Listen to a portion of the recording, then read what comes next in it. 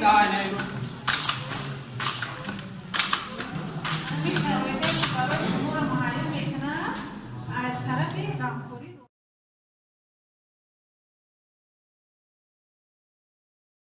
شما نمیتونه را یاد بگیره برای روزگار زندگیتون یک کمک شود.